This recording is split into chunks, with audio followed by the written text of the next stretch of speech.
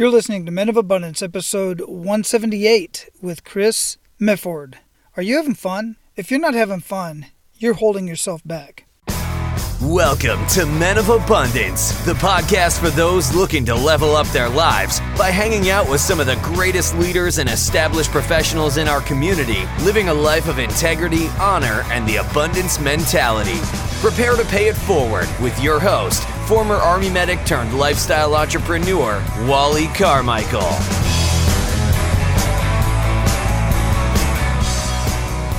What's up, Men of Abundance? I am Wally Carmichael, your founder and host of the Men of Abundance podcast, the Pay It Forward community. And man, you know what? I've talked to so many men, both for the show, off the show. I'm always talking to people, men and women. And one of the things that I've learned for sure with people that are truly struggling to live a life of abundance, or at least live the life that they know they deserve, is so many of them are working so damn hard and they're not having fun. They're not taking time out to relax and have fun. And you might be saying, but Wally, I was always taught to work hard. Work hard. If I work hard, I'll get the things I want in life. And I'm telling you right now, it's BS. It's simply not true. My dad worked hard. He had a hard job. He laid carpet. It beat his body up. He did flooring. I know many other people that work hard their entire life. I mean, they are always working. And they're no further ahead than anybody else who I know is working smart. Putting in the right work is extremely important, but also having fun and relaxing re-energizes your brain, re-energizes your body, and lets you get a much better day's work when you do get back to work. Just yesterday I was watching some videos of Richard Branson. And Richard Branson traveled, and I forget exactly where he went to, but he went to two different countries, basically two different continents, and he visited his grandkids on two different continents in one day. And the first day, he just sat there and he had a picture of him and his grandkids while his grandkids were watching the sunset. Then later on that evening, this is the really cool part, he had himself delivered to his daughter's house where he was able to surprise them when they came in and they opened up the box. And he was sitting inside and he just laughed so hard and he just absolutely loved it. And he talked about this very thing about having fun and how important it is. And it's the most exciting thing that he does throughout his day and throughout his week. Now, again, you might be thinking or saying to yourself, Wally, that's Richard Branson. The guy's a multi-billionaire. He can do whatever the hell he wants. But I'm here to tell you guys, he did that before he was a multi-billionaire. That's how he's grown his business, by having fun and doing what he loves to do. And oh, by the way, not neglecting his family in the process. He's brought them along. He's included them in many cases. Well, that's in part what we're going to talk about today. And before I bring out our featured guest, I want to afford you the opportunity to be abundant in your life today. Share Men of Abundance with everybody you come in contact with, or at least the ones that you like. I say this all the time, guys. It's extremely important for you to share with other people, not for me, but for them. And what's going to happen is they're going to come back and thank you for introducing them to Men of Abundance. So, because while you're enjoying these conversations and you're getting something out of these conversations, I know others will as well. And help other people discover Men of Abundance by leaving a rating and review on iTunes or on whatever podcast player it is that you're listening to. The easiest way for you to do that is to go to menofabundance.com, click on the podcast link, and underneath any one of the podcast players, you'll see some buttons that says iTunes, leave a review. Click on one of those. You'll go directly to iTunes into your account where you can leave a 5-star, 4-star rating and review. I want your honest feedback and your honest review so that we can make this show even better than what it already is. And guys, if you want to get in on the conversation, you can do that in our Men of Abundance community. On Facebook, just go to menofabundance.com, click on the Members Only tab, get access to the Men of Abundance community so that we can have this conversation, we can have these hard discussions, and really make a difference in our own lives, and you'll have an opportunity to make a difference in somebody else's life as well. So let me introduce you to our featured guest. Chris Mefford has done it all, from starting his own company to working for churches, and most recently as a former VP at the Dave Ramsey organization, where he was planning live events and much more. Currently, Chris is the acting COO for Standard Behavior Digital. In his many roles, Chris has had the opportunity to change people's lives by providing clear, actionable strategies to help people make smart business decisions and turn a fledgling department into one of the best in the company. Chris has coached leaders from business and nonprofit organizations nationwide. He offered his expertise and insight to assist senior executives and small business entrepreneurs to build better cultures, turn around underperformance, hire the right employees, know when to let people go, implement efficient processes, manage finances, and implement the organization's mission, all while making money and changing lives. Chris even played a part in helping the Ramsey organization win the Best Place to Work in Nashville award for 8 straight years. In short, Chris knows a lot about business, communication, and leadership. Chris is passionate about sharing his experiences and using his teaching skills to help others create amazing cultures and places to work. Men of Abundance, it is my pleasure to introduce you to Chris Mefford. Chris, welcome to Men of Abundance, brother. How you doing? I'm doing great. I'm excited to be here today. Where is here? Where are you at in the world?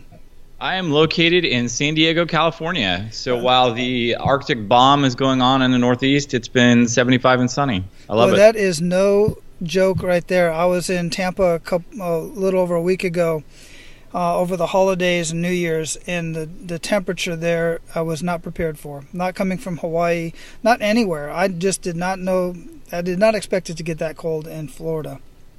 No, I think the whole East Coast. I grew up in Ohio, and I went home to visit my family for Christmas, and it was -10, -5. It was bone chilling outside, and I heard on the news the other day that it was the first time since 1961 that New York had been below freezing for 21 straight days. Yeah, it's crazy. And then I was just watching on the news this morning, and I've rarely watched the news, but I saw a caption, and iguanas are literally falling out of the trees because it's just too cold for them.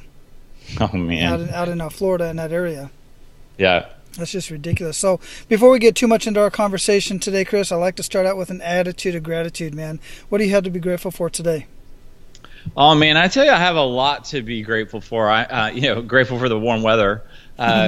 Grateful for the blessings I've got. And just came through a wonderful Christmas season with my family, and just so richly blessed to spend time with them, and give a lot of great gifts and receive a lot of great gifts. And I don't want to ever lose sight of the fact that there used to be a time when that stuff didn't happen. And I'm so grateful that it still does. Yeah, absolutely. Those gift giving, it goes so much more than just Christmas. And for me, it goes throughout the year. Just giving the gift of you, quite frankly, here to Men of Abundance.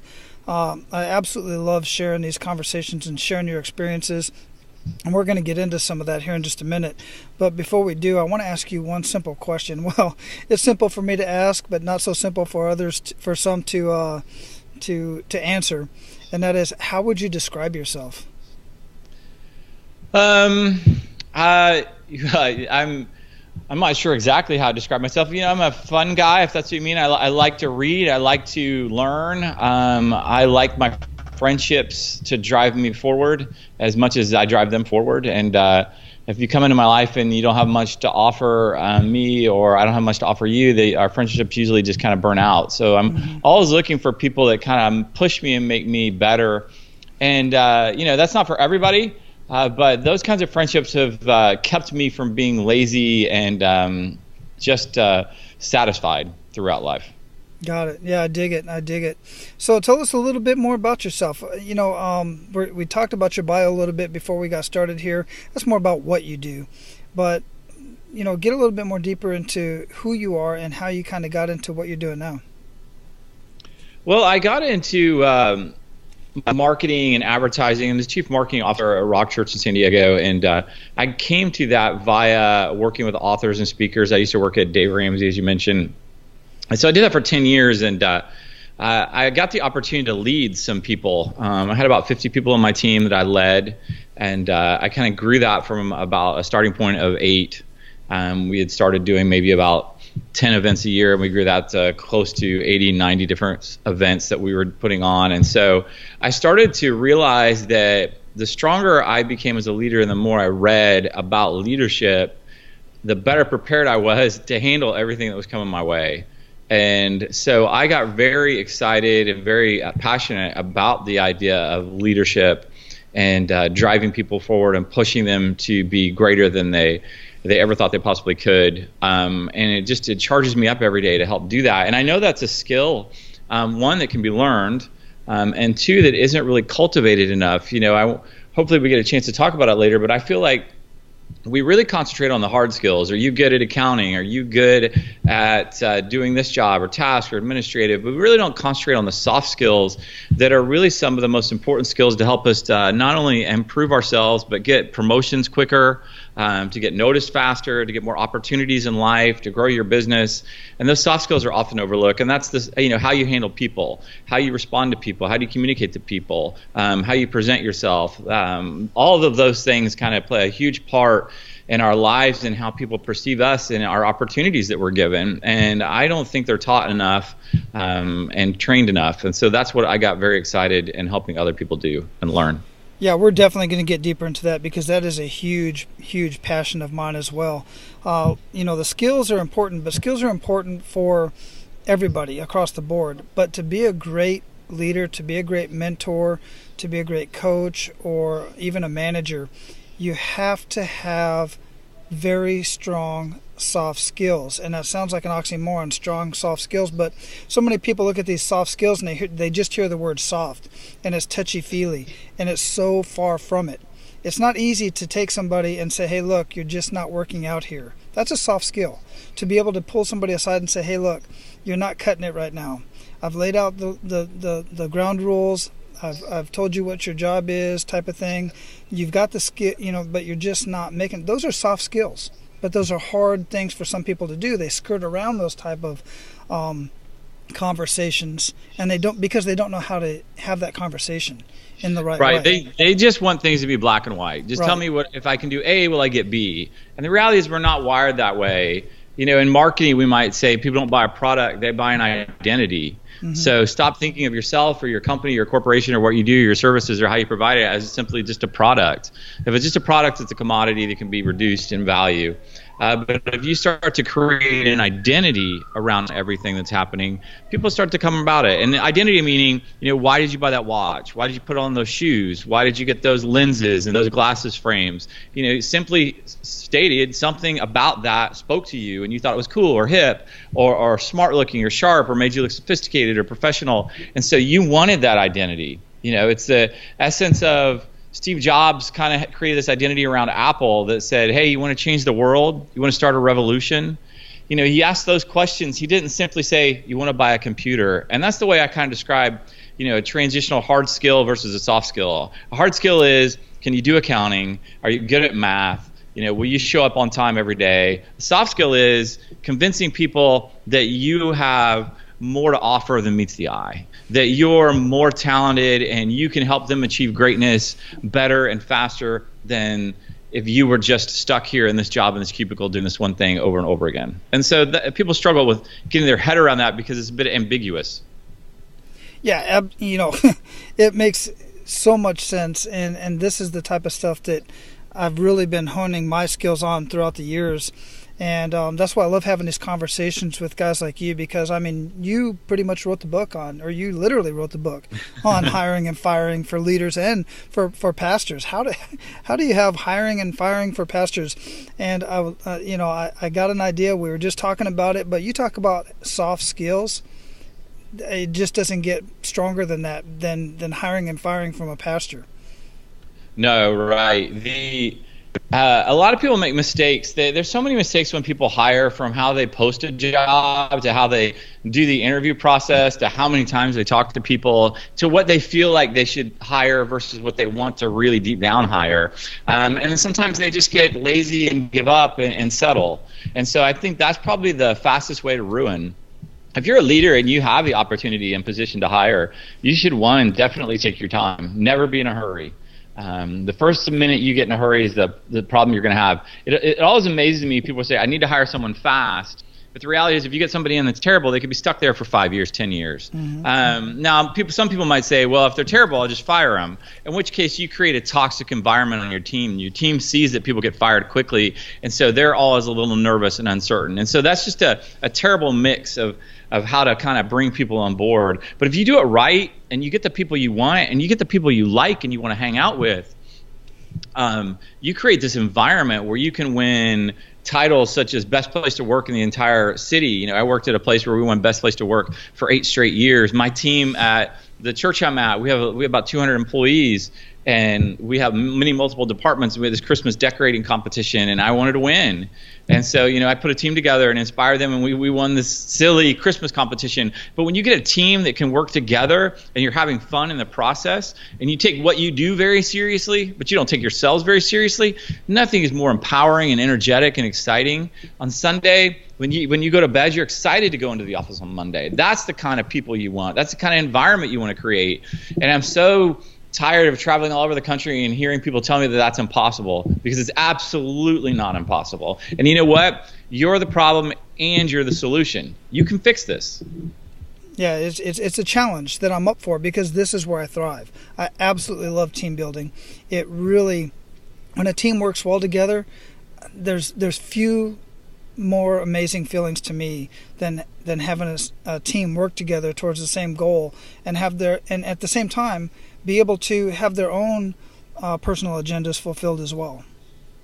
Yeah, I mean, I do this exercise with people I coach and teams I coach, and I take a story from the newspaper and I read it out loud, and then I ask 10 questions after I do that, and I to see how well they were listening, and invariably, most people only get about 50% of the questions right, and so.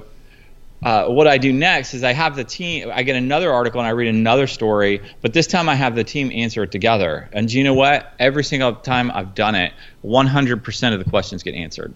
Yeah, so when you have a team that works together, you have all the answers, you have all the pieces. But as John Maxwell says, or Jim Collins in his book Good to Great, great companies, great organizations over communicate. That's essentially what is happening in that exercise. You're over communicating, you're oversharing. Everybody has a piece and understanding, and when you work together and you talk together, you really can achieve amazing things. But so many people have difficult team members, or people that are uncertain of how to do things, or they don't really want to be a part of a team, or they're not clear on what the goal is actually. And so that because those pieces are missing, the whole thing struggles and essentially ultimately falls apart, or becomes this amazing frustration for everyone involved.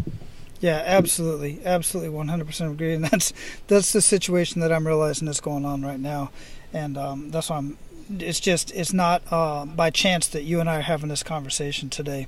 So I got to ask you, what made you move from Tennessee away from Dave Ramsey and all the other amazing entrepreneurs that I happen to know that are down in Tennessee, Aaron Walker, all these other amazing folks, to San Diego, which, by the way, is another great place for a lot of entrepreneurs and fellow podcasters, quite frankly, in both locations? Yes. No, I bumped into quite a few here. I would say I did 10 years of events. Like I said earlier, when I started it, I had a small team and a small number of events. And when I left, we had a large number of events and I had a large team that I was leading. And, I got paid the compliment, you took the worst department in our company and you turned it into one of the very best. And so that was high praise from someone who had a book on leadership and business. But I'll be honest with you, after almost 10 years of traveling and grinding out on the road and pushing this thing forward to the point I was tired, I was burned out. It was sort of my kick in the gut moment, if you will, when I realized about 18 months after I should have made a decision that I was just distracted. I was probably doing things that I would never have done earlier in my career, and I just didn't find it exciting or energetic anymore. And it was time for me to go. And when I finally made that decision, it really just changed everything. My entire perspective on life just opened up. The sun came out again, if you will. Mm-hmm. And, if you've ever been to that point, you know exactly what I'm talking about. Yeah. I used to drive to work and think, man, what would happen if I just missed the exit and just kept driving? And so it was kind of at that point, I'm like, this is unhealthy. It's time for me to move on. I get it. I respect that too. And that is a hell of a kick in the gut moment, and a common one that few people take action on like you did. And I respect you for that. And it's not easy to do. So let's talk a little bit about that. How, when you finally made that decision to make a change in your life, how did that look, and how easy was that for you? Yeah, it was terrifying. I went, probably sometimes people say, oh, it was such a great thing. I moved from here to there. It was terrifying. I had nothing lined up. I didn't know what I was going to do. Fortunately, I worked for a guy who taught really good personal finance stuff, and I put it into practice. And so I had a good window of time that I could, about 4 or 5 months of savings that I could just kind of work my way through. And I'll be honest with you, the first month or so, after 2 weeks, I was like, okay, I'm going to start hitting the ground running, trying to figure out what my next steps are. And I was so burned out. I was exhausted. And I was in such a bad state. And a lot of people don't mention this, but I'll mention it because somebody out there might find it useful. And so I started seeing a counselor, and he gave me the best advice. He said, I want you to stop looking for work. I don't want you to do anything. I want you to go play until you're tired of playing. And I'm like, what? He's like, just go see a movie in the middle of the day. Go take a walk in the middle of the day. And so I did. I went the very next day, and I saw a movie like right in the afternoon, right after lunch. And every cell in my body was trying to reject me being there. I felt like I should be doing something. I should be growing something. I should be figuring this thing out. And so I sat there and watched a movie and finished. And I just felt terrible. And the next day I went for a walk at this park, and it was kind of a cold spring day. It was dismal. There was nobody out. I was by myself. But those two things stand out because they really were a turning point where I was like, I came to grips that, hey, I'm so burned out that I can't have fun, and I'm so wired that I can't even figure out how to relax and find something that I enjoy anymore. After those kind of 2 days, I started to say, okay, it's okay if I take a month off and sit here at the pool with my kids and pick them up from school and take them to school and just figure this out slowly. And then I had a couple of authors call. I had some people call and say, hey, would you be interested in coaching me? And it just started to ramp up slowly until I had a company say, hey, there's this organization, this big church out in San Diego. We have about 15,000 members. Would you be, and they're looking for a big executive kind of guy with your skills. Would you be interested in looking at that? And so, my advice is, I guess, is sometimes you can't see the second and third steps. You can just see the first step, but you won't be able to see the second and third step until you get on the first step. And so you've got to be sort of willing to take a few steps without knowing the entire path that's up ahead, and trust God that it's going to work out and He's got your best interests and you at heart. And that's exactly what I did, and it's worked out amazing. Man, I love that, and I love that because I completely relate. When I got out of the military after 25 years, I took 4 months and did a whole lot of play. I did little things here and there, but it was so cool when we get into our relaxation point and we just kind of let things go. Just like what happened to you, so much started coming into my life, and so many other opportunities, so many great ideas, and then people started coming into my life, and a lot of connection, and it just made a huge difference to relax and play and do like you did. My wife and I would drive to the other side of the island to another beach, or we'd go to a movie in the middle of the day. Best time to go to the movie, by the way. And just go out and eat and just sit in the park. Even go grab something to eat at a little steak shop or something, whatever, and just take it to the park and sit in the middle of the park and talk and eat. Just things we hadn't really done a whole lot of before. Even go get a couples massage together. Now we do that on a regular basis, but now coming back into the workforce and doing other things is so much easier. I'm so much more relaxed, and it's because I know I can do that. I know I can go and just have that fun. Yeah, and you can say, I'm going to stop. I'm not going to do that. I can see myself slipping down there. You just, there's something to be said for experience, but there's also stuff plenty to be said to learning from others about their experiences. Other people had warned me and told me, and take a vacation and do this and relax. And you're like, no. But the reality is, I think it ultimately would have helped out a great deal. And who knows what my future would be if I had taken that advice, but I hadn't. And so here I am, and I'm just very glad and very blessed that it all worked out the way it did.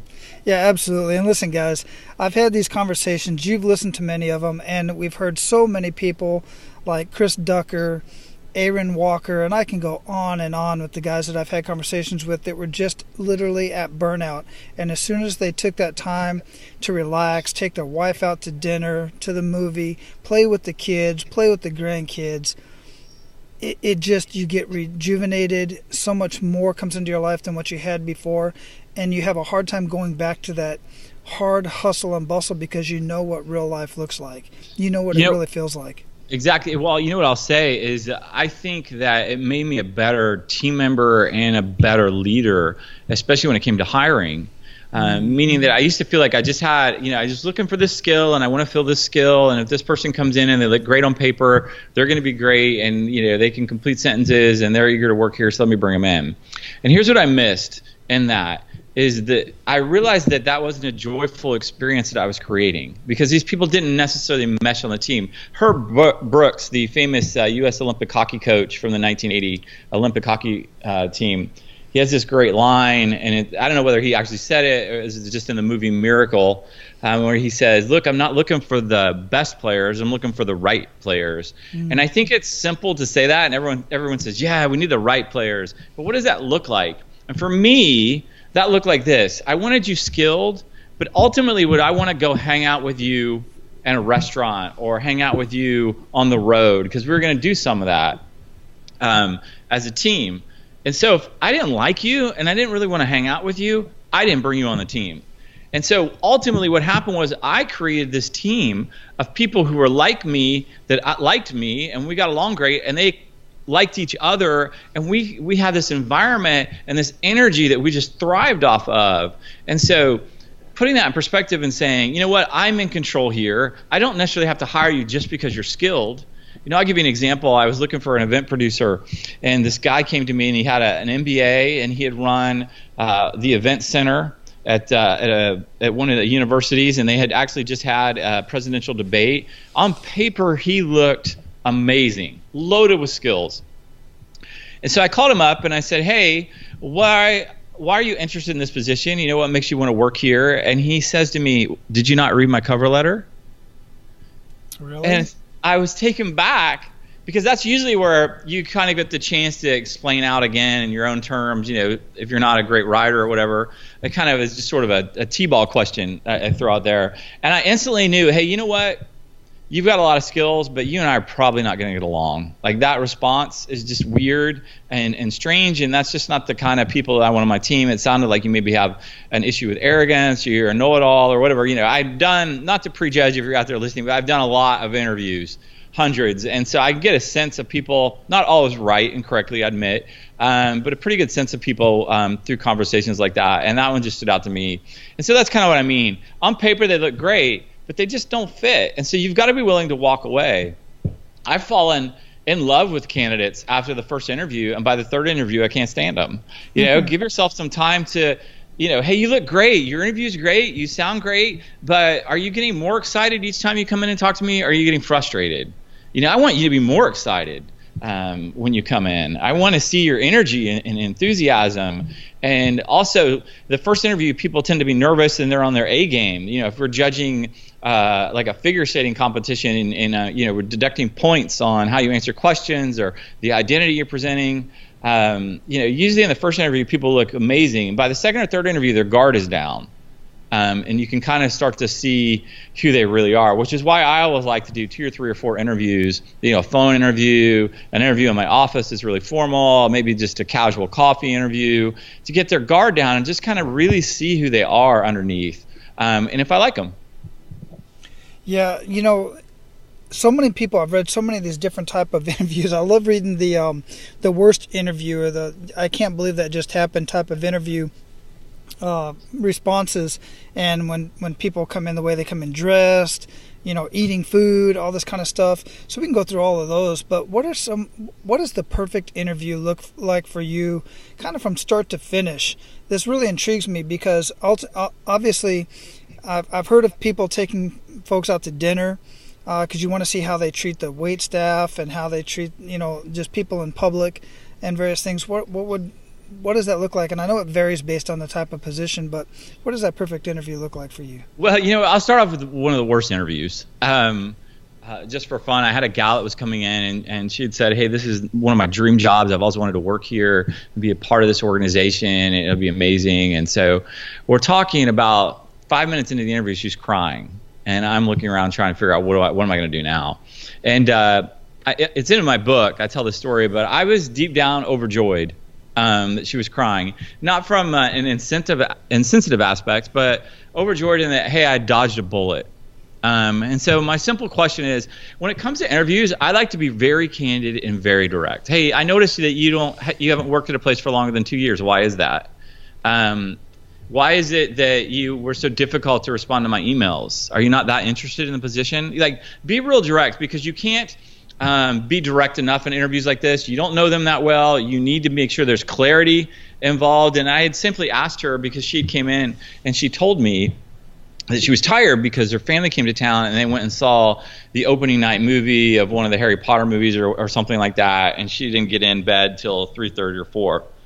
And so I looked her in the eye and I said, are you telling me that on the night before a job interview where you've said this is one of your dream jobs, you stayed out till 3 or 4 in the morning? And she started to cry. And, I think she started to cry probably because I sort of, called her out on some poor decision making. But it also demonstrated, she would bring some of that poor decision making into the office. And being transparent and simply just stating what I was thinking as it related to our professional work relationship, in that situation was really good. Now, I did feel bad for her that she was crying, but the reality was, she wouldn't have been a great candidate. And I need to protect my team that I'm trying to build, and the people that are there just as much as they would want me to. Okay, to answer your question, what am I looking for? I would probably start. Look at the cover letter first. Cover letters matter to me. Are you conscientious of your resume? Is it loaded with errors? Does it look professionally done? Meaning, does it just look like it's nice? It doesn't look like it was kind of slapped together. And these days with all the editing tools and grammar tools and best friends, you shouldn't have a single grammar mistake on a resume. And so that kind of speaks to your thoroughness and the quality of work you might do. I'm not so concerned necessarily in your resume, just at the top of what it looks like. Work experience, I'm just kind of looking at it to see, are you interesting? What goes into it? And then, I want to see what you're like. So once I look at your resume and I determine if I like you and you look like a good candidate, and your cover letter has a little bit of personality to it, that you clearly have made it just for me versus just a generic one, I'm probably going to go straight to social media. I want to look at your LinkedIn page. I want to find you on Facebook, because I'm going to get a really good sense of your personality and what you're like on your tweets and stuff like that. And some people won't give that to me, and that's fine, but you're not going to work for me, because I need to examine what your personality is like. I'm going to bring you on a team, and I'm going to give you a lot of money potentially, and I'm going to spend a lot of time with you, and I want to make sure that we're going to get along.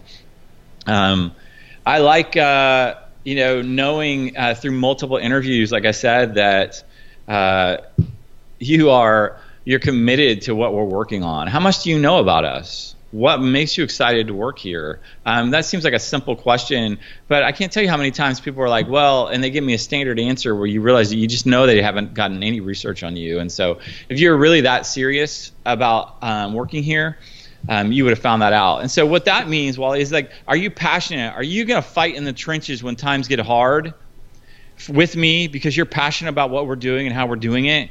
Or are you here for a job?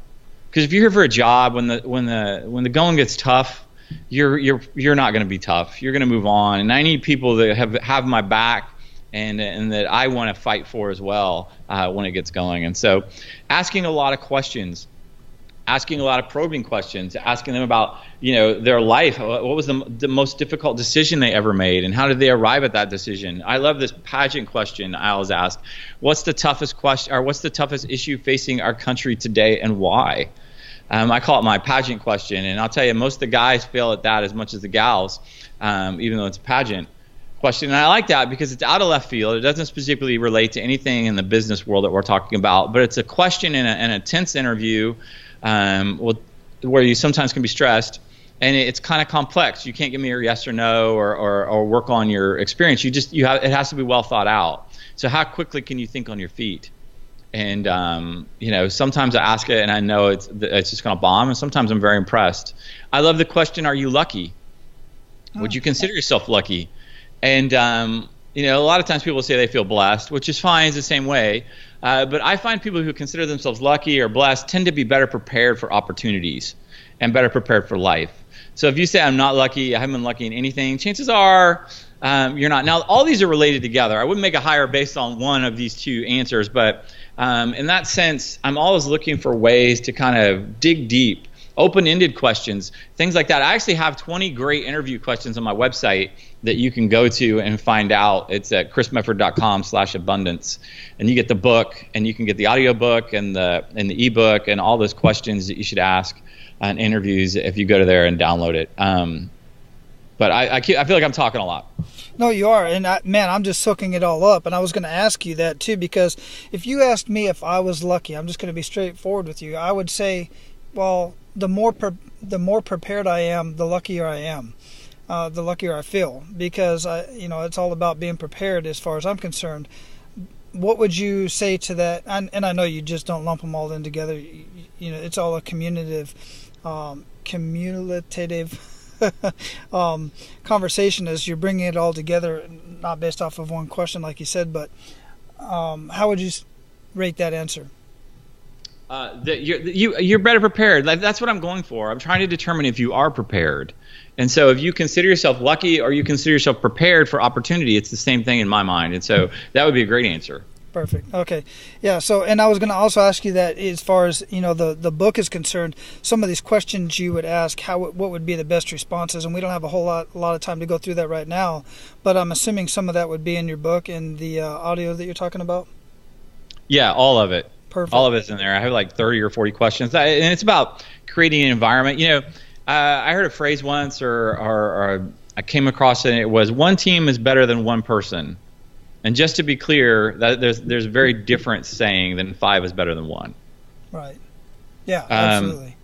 In light of the national championship game happened last night, and it dawned on me as they were talking about Nick Saban and Alabama's win. And I'm an Ohio State fan because I grew up there as well. But Nick Saban and Urban Meyer at Ohio State, they both won national titles in their second years at their universities. And so it made me think that these guys essentially rolled in and with some other coach's team who had done such a poor job that they got fired or removed, and then essentially took those players and became the very best team in the nation. I mean, that speaks to me about, it has nothing to do with skill as much as it has to do with leadership, passion, and conviction, and getting that crew moving in the right direction all at the same time. And that's kind of what the goal is when it comes to leadership, when it comes to creating an environment of an amazing team culture, or hiring people, or even firing people, unfortunately. Yeah, absolutely. And I've heard that term before: hire slow, fire fast. But and that's kind of what you're talking about, and I really, really dig it, man. We could go on and on about this. Well, let me just jump in there, because I have a different philosophy, and it's hire slow and fire slow. Mm-hmm. I brought a person onto my team early on, and I said, hey, they've been here for a month or so. They're just not getting it. I think it's time for them to move on. And my boss looked at me, and he said, you know what? She's not the problem. You are. And I went, what do you mean? He's like, well, she has a different personality style than you. And I talk about this as well, the different personality styles a lot. But the gist was, he was right. She was very detailed, which is what I needed. And I was more of the big picture visionary guy. And I wanted her to do that. But the reality was, I needed her to be detailed. But I didn't want to communicate to her in a way that she understood. And so she was frustrated. at that, and so we just weren't connecting. And so finally, it was clear I was going to have to deal with this. I said, hey, I'll tell you what, let's meet halfway. I'm going to give you more details at the outset and during this process, but I'm going to need you to take those and run with it. And she did, and we did amazing things together.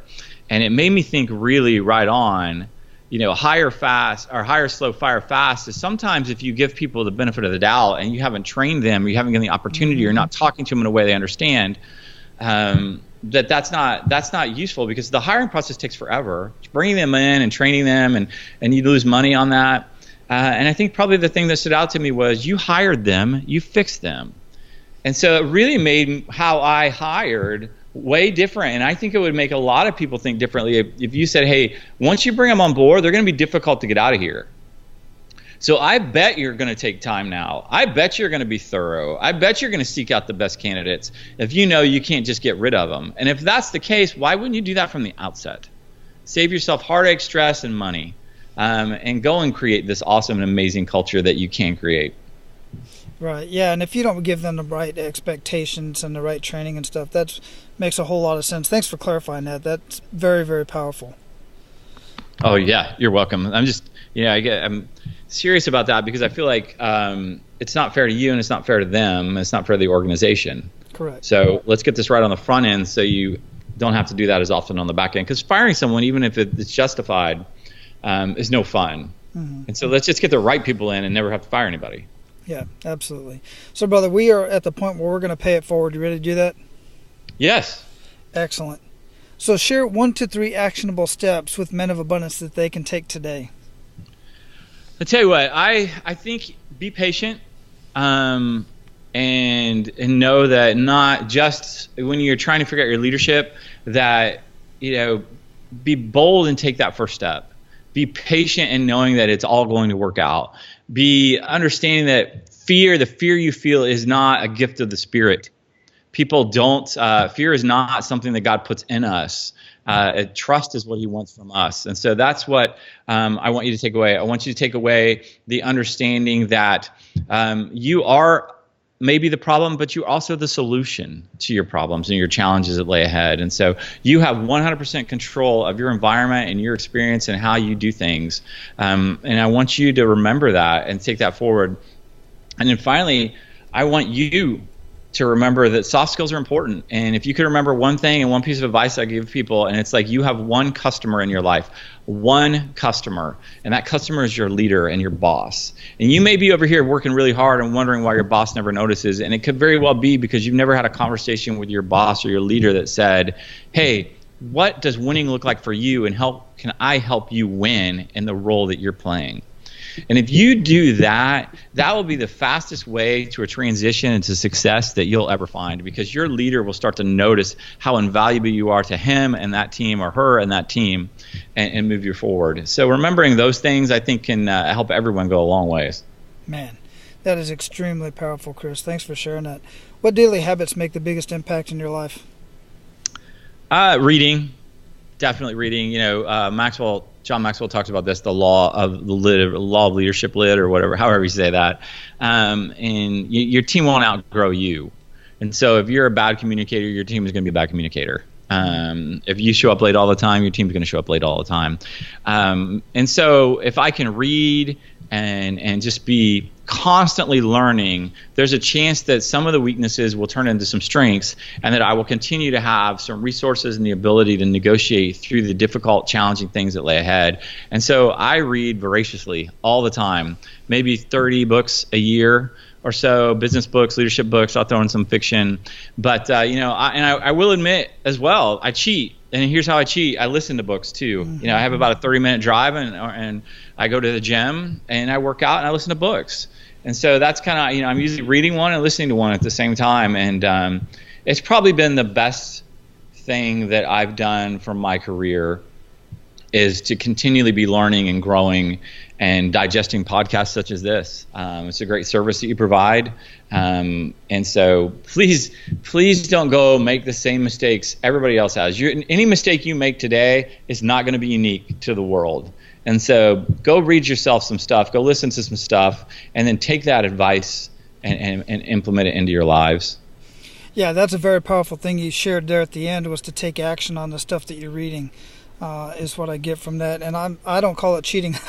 I definitely devour more or consume more audiobooks than I do physical books, just because I'm always listening to an audiobook or a podcast. I think I've listened to, from beginning of December to this point, I've listened to 5 books, and actually it's 3 books, because I think 2 of them I re-listened to.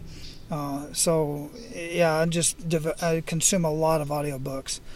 And that's why I put my book into an audiobook format. Is I was doing a lot of these podcasts, and I had like e-reader, and you could buy the book on Amazon, and I thought, well, that's silly. Everyone's listening to podcasts. What if I just made it into an audiobook? So I did that as well. And again, you can get that at chrismefford.com/abundance. You just sign up for my email list, and I'll give you the book for free. And it's not a cheap, it's not like a ebook. It's like 200 pages. It's a solid quality book, but I just love helping your listeners find out everything I've done, and learn from me, and I'm happy to do that. And if they want to hear more from me, I'm happy to help them as well. Yeah, I appreciate that, and I will have that linked up in the show notes at Men of Abundance, and I will personally be definitely getting the audiobook, and it's a requirement these days as far as I'm concerned. Many times I will listen to an audiobook, and if it's the type of book that I want to get more facts from, I want to take notes in, like the book Abundance by Peter Diamandis or Prosperous Coach, many of them out there, I will get the physical book as well after I've listened to it.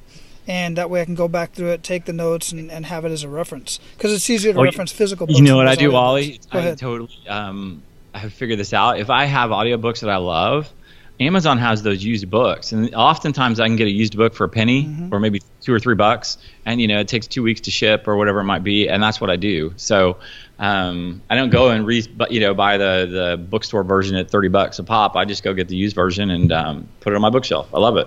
Excellent idea. I absolutely love that. I've been purchasing the $30 book, so I will definitely go do some of that as well. Speaking of which, what are you reading or listening to now that you'd recommend to our abundant leaders, and why? Other than your books, of course, which I'm sure they'll be picking up. Yes, my books are amazing. Please go buy them right away, hundreds of them, and give them to your friends. I have a few books that I like. Right now I'm reading a book called Speak Like Churchill, Stand Like Lincoln. And it's a book on public speaking, and it's, Churchill sort of had this persona that he was so good with, and especially there's a new movie out about him. That he could just resonate. He was so in touch with his audience whenever he spoke. And Lincoln just had this resolve that he was going to stand there and he was going to lead, and he didn't have to say much to get people to follow him. The Gettysburg Address we're all familiar with, but what makes that so great, if you remember, is the guy that spoke before him spoke for 2 hours and he spoke for 3 minutes. So the idea, and so I love that. Probably one of the biggest books that changed my life was a book called Lynchpin by Seth Godin. And in it, I didn't even finish the book. I got to it was about a third of the way in, and in it, he tells a story about how if you ask most leaders or most managers or most bosses what they want in their ideal employee or team member, they'll often say, well, I just want someone who shows up on time, doesn't create any drama, and does their work. And he kind of put a period there, and I thought about that, and then he wrote this next sentence, which changed my life. He said, but those types of players never get promoted. That's what they want, but they're not pushing the team to greatness. They're not pushing the envelope. They're not creating amazing opportunities for growth and service reach and things like that. Steve Jobs and Pablo Picasso and all these great artists and writers and entrepreneurs and inventors, they didn't just show up and do their job and not create drama.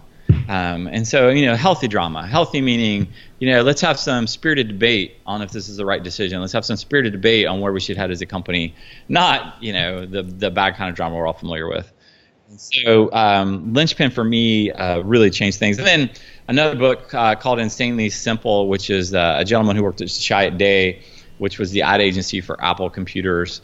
And he tells a lot of stories that are really interesting, because I feel like a lot of people look at large corporations and say, well, I can't learn from them. They're not like us. And the stories he tells in there are just very simple, like how to run a meeting, how Steve Jobs ran a meeting and what he did. And he kept it small, and he kicked people out, even if they came from the agency because they were going to present something which sent a message, you're going to come prepared, and we're just going to keep this between us. Like, we're not going to let this mission creep come in. And you know what? I don't care if no one's ever going to see the inside of the machine. We're still going to do it this way, and it's going to be awesome. And yes, I understand the packaging can get out of hand, but it's the identity that we're trying to create, and we're going to be passionate about making sure our use. And so lots of things that I learned that you could simply do. It was called Insanely Simple, and I really love that book because it spoke to me in ways that you just don't think about from a large corporation, because sometimes we see these icons and just believe they got lucky or that the timing was right, and you fail to understand that what they did is a process that can be recreated and often should be recreated over and over again. Yeah, absolutely. Yeah, that's all good information, and I'm definitely going to have that linked up in the show notes. And some linchpin, I have not read that book at all, but Seth Godin is so highly recommended. I've been on his blog for a while, but I definitely got to get a hold of that as well because I love reading stuff like that. I tell you, I had a good story the other day happened to me. I was in an event, and I gave this gentleman a free ticket to one of our events, and he thanked me, sent me a gift card and thanked me. And then a couple of months later, we were doing an event in New York City that included Dave and Gary Vaynerchuk, who's the big social media guy, if you're not familiar with him, and Seth Godin. Absolutely. And so I reached out to him and I said, hey, I know you liked, you had a good time with the business stuff, or he reached out to me, I can't remember. And I said, hey, I want to comp you a ticket. And they were expensive tickets, but I said, if you can get to New York, he's out of Pittsburgh, I'll leave one for you. Just as a sort of he wasn't a buddy, he wasn't a family member, just being nice, because I remembered he and his wife were trying to start their photography business. Well, as it turns out, he had become like the head photographer for the Pittsburgh Pirates and the Pittsburgh Steelers. And so he comes to the event and he meets Seth and he does all this, and he reaches out to me in the last couple of weeks, and he says, hey, I'm coming to town. I want to thank you. You gave me that ticket to that event, and it inspired me to finally write and produce my book. And so it's out there, and I got Seth Godin to endorse the book. And none of this would have happened if you wouldn't have been so generous. And it just, I didn't do it for any payback. There's nothing in it for me. And I feel like sometimes if you do things, like if you help enough people, you never have to worry about money. You never have to worry about friends. You never have to worry about work.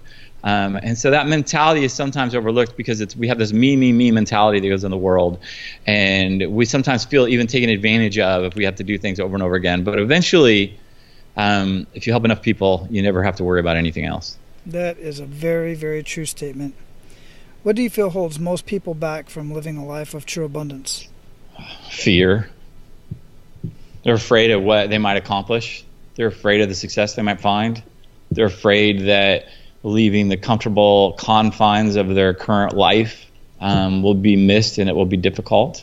And so I like to help people overcome that fear by a variety of different ways. But, I think if you embrace the fear, if you understand the fear, if you trust the fear and trust where you're being led and where you're being called, only great things can come from that. Only great things. I found that, and that's a very common answer, and what I found in talking to guys is some of the things that they fear that may happen, I reassure them that chances are it's going to happen. So expect it. Be prepared for it mentally. And even in a physical sense, you can be prepared for it. Because are people going to talk about you? Sure. Maybe. And let's just say it does happen. And what's next? What's that going to do to you in that situation? Well, nothing. It might make me feel bad or something, but what's it do for what you're doing? I mean, really, just confront it now, because chances are it might happen. Yeah, I mean, there's a shame and maybe a sense of pride, a misunderstanding, a shame. I saw my wife dragged me to see The Greatest Showman, which is about P.T. Barnum. Mm-hmm. And I don't know about the history or anything of him, but the history from the movie, which I'm sure is probably somewhat inaccurate, but nevertheless, the story itself was, here's a guy that no one thought would amount to anything, and he had this dream, and everyone laughed at him because he wanted to do this circus. He wanted to open up this museum of weird novelty type stuff, and here he goes on to make it really big and become one of the wealthiest men in America as a result. But in addition to that, he still never gained respect because people felt like he was just a showman, a shyster. But P.T. Barnum embraced it. And that's who he was. And he didn't have a problem with himself. If you did, it didn't matter to him. Yeah. And so I feel like that's kind of where we need to go. And I feel like sometimes God is calling us to do things, and our sense of pride or our sense of understanding, we're hearing this voice that people will laugh at you and they won't take you serious and you can't possibly do this. And they let that overwhelm them with what God's calling them to greatness. And so they step away out of a misunderstanding, out of a sense of pride, and obviously out of a sense of fear. Yeah, absolutely. So what does living a life of abundance look like to you? What does that mean to you?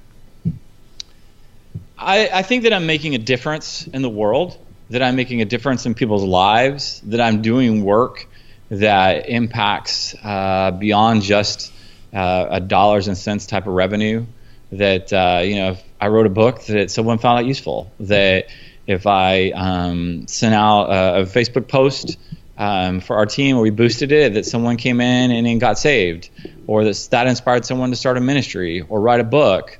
Because I think a life of abundance to me is the life of abundance that I'd want to live. So if this is what I want to live, how can I make that also possible for others around me?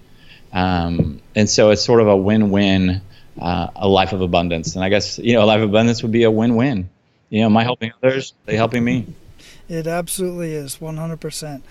Man, we're going to close this up. I can go on and on with this conversation. It's been a great conversation. We talked about a lot of things, but what did we not talk about that you would like to ensure our abundant leaders get out of our conversation? Oh, I think we talked a lot about many things. I'm feeling all over the board. I would probably say it came down to this for me. When I wanted to succeed, and I wanted to achieve the things felt I was being called to do, and I wanted to achieve the things I wanted to do more than I cared about what you thought about me.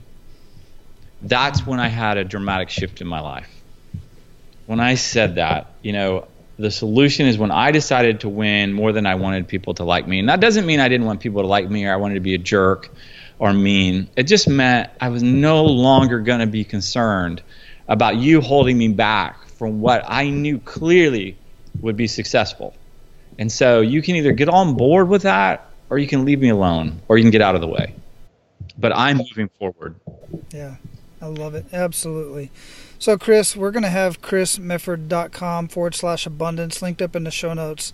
How else can our abundant leaders get a hold of you if there's any other way than that? You can get a hold of me at chris@chrismefford.com as well. I answer all my email. Doesn't go to any filter. CHRISMEFF as in Frank, ORD.com. Outstanding. We're going to have that linked up over there.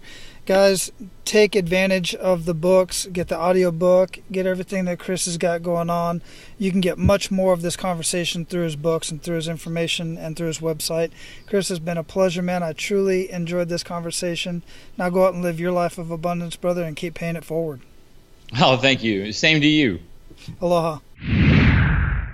All right, guys, like we mentioned in the conversation, man, it is very, very important. It's vital to your daily activities at work, on the business, at home, to learn those soft skills and strengthen and master those soft skills. And by doing so, you're going to be able to have so much more fun and be much more relaxed in doing what you do on a daily basis.